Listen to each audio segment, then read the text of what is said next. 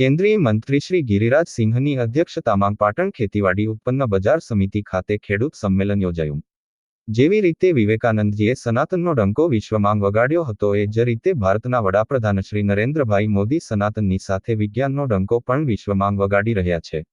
ભારત સરકારના ગ્રામીણ વિકાસ અને પંચાયતી રાજ મંત્રી શ્રી ગિરિરાજ સિંહનું નવા સર્કિટ હાઉસ ખાતે આગમન થતાં જિલ્લા કલેક્ટર શ્રી અરવિંદ વિજયન સહ મહાનુભાવો દ્વારા સ્વાગત કરવામાં આવ્યું હતું.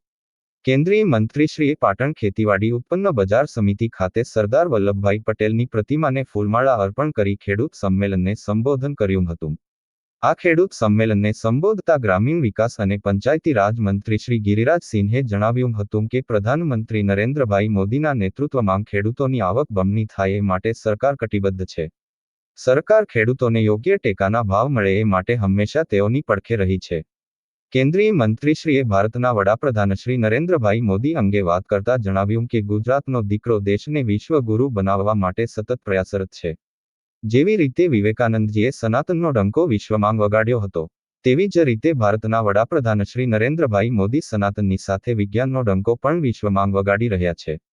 વડાપ્રધાનશ્રીના પ્રયાસોથી ઘરે ઘરે શૌચાલય બન્યા છે અને દરેક ઘરને પીવાનું પાણી મળતું થયું છે.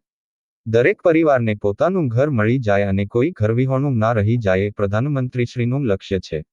કેન્દ્રીય મંત્રીશ્રીએ જણાવ્યું કે પ્રધાનમંત્રી શ્રી નરેન્દ્રભાઈ મોદીના પ્રયાસોથી ભારત દેશ વિશ્વની 10 નંબરની અર્થવ્યવસ્થામાંથી 5 નંબરનું સ્થાન પ્રાપ્ત કર્યું છે. જેથી વિશ્વના દેશો આજે ભારત સાથે વેપાર કરવા માટે આગળ આવી રહ્યા છે. તેઓએ ઉમેર્યું કે દેશના વડાપ્રધાન શ્રી નરેન્દ્રભાઈ મોદીએ અયોધ્યા ખાતે શ્રીરામ મંદિરની પ્રાણ પ્રતિષ્ઠા કરીને દેશમાં સનાતનની પહેચાનને સ્થાપિત કરી છે. કોરોના સમયે પણ દેશનો કોઈ નાગરિક ભૂખ્યો ન સૂવે એની ચિંતા તેઓએ કરી હતી. આરોગ્ય ક્ષેત્રે આયુષ્યમાન કાર્ડ દ્વારા ગરીબોને મદદ મળી રહી છે. નરેન્દ્રભાઈ મોદીના નેતૃત્વમાં દેશનો તમામ ક્ષેત્રોમાં વિકાસ થઈ રહ્યો છે.